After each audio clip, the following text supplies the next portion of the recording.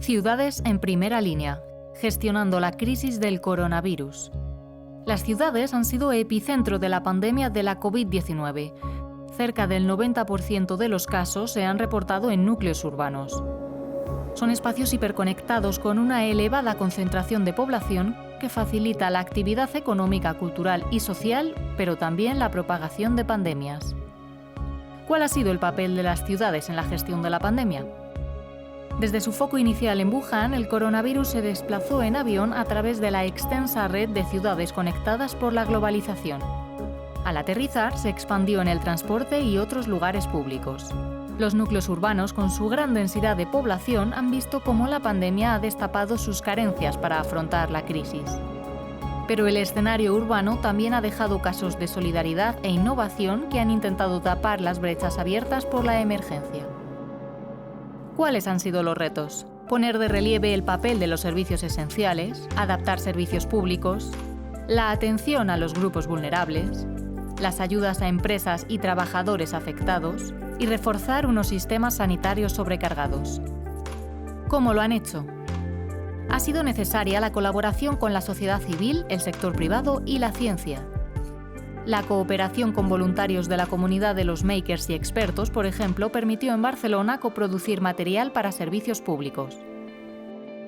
También se crearon nuevas redes de solidaridad para tratar de ayudar a los más vulnerables. En Ciudad del Cabo, el punto más crítico de la pandemia de COVID-19 en Sudáfrica, la población más pobre cayó en grave riesgo de hambruna durante el confinamiento. Surgieron entonces movimientos vecinales para identificar a la población más vulnerable y repartir alimentos y otros bienes esenciales. La tecnología también ha sido clave. Aplicada al rastreo de positivos, ha resultado útil para controlar la pandemia en lugares como Seúl o Hong Kong. Estas ciudades ya vivieron la trágica experiencia de la pandemia del SARS en 2003. Por eso tenían a punto directrices para monitorizar y combatir enfermedades. Las aplicaciones tecnológicas sirvieron para llevar a cabo meticulosos rastreos. La coordinación entre las diferentes esferas de gobierno, más allá de las diferencias políticas, también ha sido esencial para dar una respuesta a la crisis. En lugares como la región metropolitana de Buenos Aires, por ejemplo, la situación creada por la COVID-19 abrió nuevas vías de comunicación entre los distintos niveles de gobierno y entre la sociedad. ¿Cuál será el papel de las ciudades en el escenario pospandemia? Está claro que las ciudades han jugado un papel fundamental en la gestión de la crisis, pero también lo tienen que jugar en la postcrisis, en impulsar las transformaciones necesarias que nos vienen. La transición ecológica, la transición digital, abordar la emergencia social, trabajar por la recuperación y hacerlo infrafinanciadas como están, con una falta clarísima de recursos que se liga con una falta de capacidades. Es un reto que nos tenemos que plantear entre todos. ¿Cuáles son las lecciones aprendidas por las ciudades en esta crisis? La COVID-19 ha dejado al descubierto las grandes desigualdades que existen en las urbes. Las comunidades vulnerables han sido mucho más castigadas por el virus.